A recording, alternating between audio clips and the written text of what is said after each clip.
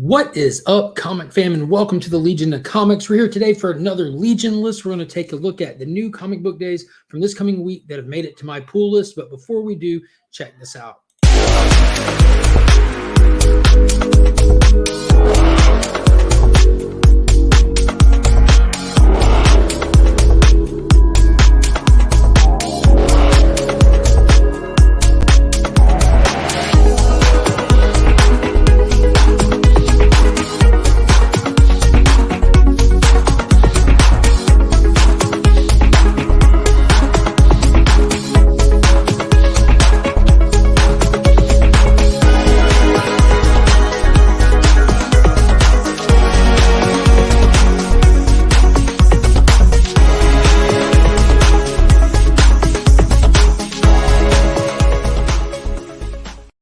If you're looking to get any books cleaned or pressed, be sure to hit up Justin Comic on Instagram. He can take care of you for as little as $10 a book. If you use that promo code, We Are Legion, you can take advantage of that buy two, get one free special we have going on right now.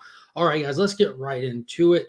We've got a big week this week. This past week was actually kind of small, so this one's definitely making up for it. I'm very excited. So let's see what first is on my list. We have Power Rangers issue number 15. So this is the Eltarian War is still going. It's crisscrossing between the two titles. We just saw Lord Zed go up against Zordon for the first time in Power Ranger history.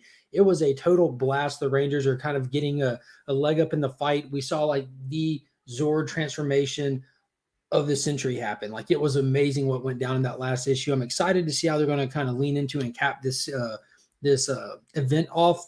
I feel like we're getting closer to the end of it, but I'm definitely along for the ride. Next up, we've got Nightwing issue number 88. So this is just a digital read for me, but Tom Taylor's been writing a really good story. I know it's getting incredibly high praises. It just is a good book in my opinion. But that last issue was a one-of-a-kind kind of book. It was a complete horizontal read. Just it was a two-page splash on every page where you just kind of see him moving around through it. But I'm excited to see who's after Nightwing and what he's going to do to kind of restore order in Bloodhaven. Next up, one I'm very excited about. Not only is Rodriguez killing these new painted covers, but this is part 3 of the Shadows of the Bat story arc that's running through Detective Comics right now. It's issue number 1049. So we saw in that last issue a little bit of a flashback to this Dr. Ware, who was instrumental in setting up not only the physical new Arkham Tower, but the treatment plan there and what they're doing with the patients. We have the Bat family hot on the trails of what he's up to and what pharmaceutical companies might have their hands in the midst of all this stuff. Next up, I almost cringed when I saw this picture, but we have Hulk number 3 from Donny Cates. I know this is you either like it or you don't. Right now, I'm not feeling it. Hopefully, with this issue, we actually get a little bit of story content because we're 2 issues in and they haven't even started to tell the story yet. We just know that Hulk is a literal starship and he's flying through people in space for no good reason. So that's what's happening. There are rumors that this series is going to be used to bring back the Ultimate Universe. In the last issue kind of cliffhanged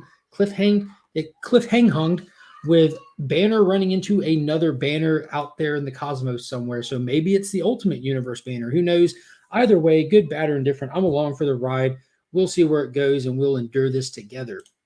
Next up, also from Tom Taylor, is issue number 7 of Superman, Son of Kal-El. So we saw Jonathan try to take it to Bendix in that last issue, but he ended up only getting to save a handful of people off of a people trafficking transport that was going to Bendix, where he's plotting his mastermind, his evil mastermind plan to superpower an army of civilians and use them for his own. So they revealed that plan in the last one, so maybe we're about to see that army activated and set into motion. Boom, here's one I'm very excited about. Jeff Lemire, Andre Sorrentino, Primordial issue number, 5. So this has just been a great book. It is it's out there in the best way possible. You're following 2 astronauts and a cosmonaut animal that was tested on by the Soviets and the American, and they found something in space, and we're kind of following their journey through what it is they found, as well as back on planet Earth. An American scientist and a Russian, somebody we're not sure of yet, is trying to get to the bottom of where these pets went and what they're doing and trying to potentially find them. We don't know yet. They're being chased down by the KGB. It's a little wild. It's got that whole mystique around what's going on with them, but I'm definitely along for the ride. The art really tells a story best with this book. Can't wait for this issue. Next up, from Tom King, Supergirl, Woman of Tomorrow. This has been consistently one of the best books that's hitting shelves. Like, he is writing such a beautiful story. In that last issue, I almost wanted to throw the book at the wall because they did like the most epic callback to the first issue with it. But Supergirl and this little traveling companion that she has that are on this revenge mission ran face to face into the scoundrel that killed this little girl's father, as well as Crypto. So we're going to see if Supergirl gets the opportunity to get revenge or justice, or if something steps in her way and stops her and her quest has to continue. Either way, this is the penultimate issue, second to last. Next month will be the big finale. All right, here's another one. Jeff Lemire is bringing us Batman the Knight. This is going to be a 10-part miniseries. I'm just going to read this one digital. I'm sure it's going to be fantastic, but I can't really add anything physical to my pool right now. It's just it's a lot of paper that I bring into this house every week. It's becoming a fire hazard. But this is supposed to be telling a story set in the time before Batman and also the time after he kind of started his training or something. It's supposed to be like, I guess, when he was a kid and he kind of vowed to get revenge or whatever, or vowed to seek vengeance before he actually gets to all the training stuff. Don't really know what they're going to do, if it's just going to be an angsty, sad, angry kid going around beating on stuff or what, but definitely going to check it out. Jeff Lemire Chip Zdarsky is a fantastic writer, and this is one I'm definitely excited for.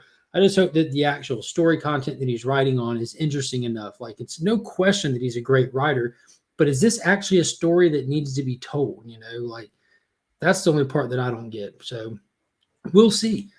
We Only Find Them When They're Dead. Issue number 10 is back. It feels like this book is taking a while to hit shelves, but this is Al Ewing sci-fi wickedness right here. So we saw in that last issue that this crew, the space crew, has literally stolen the physical body of a giant god. And so it's basically a hot speed pursuit in space, and one person is trying to take off with a literal giant god, while the crazy religious zealots are trying to figure out how to get it back so they can worship it.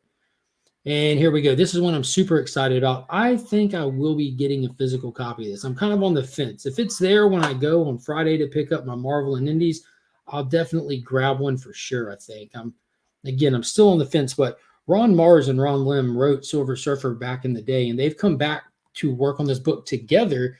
And you can tell from that glorious cover art. And it's supposed to be taking place during the time era of their run. It's not written in modern continuity, but it's a throwback issue that they're going to put in between the pages of previous work of theirs. So it should feel like an awesome retro feel comic. But the whole premise is like Marvel's back from the dead. The Reality Stone is in play with it happening, and he's got to figure out how to stop it. And he's going to have to be working side by side with Thanos. So it should be awesome. We got Marvel, Silver Surfer, Thanos. Let's go. And there's also an amazing, I cannot say it enough, amazing exclusive for this book over at Big Time Collectibles. Miko Suyan knocked it out of the park. Be sure to go check them out. They are a channel sponsor. They sponsor the monthly Legion loot. So y'all know we had to squeeze that in there. That was the perfect place for it. And then we have 7 Secrets by Tom Taylor, another one of my favorite one that's hitting shelves. You never realize how excited you are for it until you just start, and it just blows you away every time. So this one was kind of on a break between story arcs. They kind of been doing 6-issue story arcs, and we just found out that the main character has all these abilities he wasn't aware of. They just kind of stormed the castle of the bad guys and got out of there by the skin of their teeth. So I'm expecting this issue to kind of be like kind of getting grounded again and moving forward and just seeing where this storyline goes. Cannot wait. All right, from Rick Remender, and this is the last one on my pool. This is A Righteous Thirst for Vengeance, issue number 4. It's hard to even describe what this book is about other than you have a hitman and his perception of reality might not be accurate. That's all that we know. And which kind of leads us to believe anything you can think of. Like, is this hitman actually working for this wet work company? Is he trying to take it down? We don't know. So nothing but questions in the best way possible. This is another one that just has very, very little dialogue. The art tells the entire story. Definitely excited for it. And as always, guys, I do want to give a huge shout out to the Augusta Book Exchange. That is my LCS. They are the keepers of my comics. They're the guardians of my pool box. They make sure everything I'm looking for is always safe and secure in my box when I get there. You'll find no better customer service anywhere. If you're in the Augusta area, hit them up, stop by, tell them what's up, tell Paul and Donna that we are Legion, and give them a hearty hello. And also check out the Comic Vets channel. We've been off for the past couple of weeks, but every Sunday we typically have a video go up where we give you our top pick for the week and tell you why you should consider picking it up, whether it be spec, great story, amazing cover art. But be sure to check him out. Give him a subscribe. He just passed 500 subscribers not long ago, and he's already announcing big celebrations for his next milestone, so you do not want to miss out on that. All right, guys, so be sure to leave me a comment. Let me know what you're picking up this week. Let me know what you're excited about. And I'll see you guys Sunday night at 9 p.m. for Out Weeks In. But until then, we are Legion.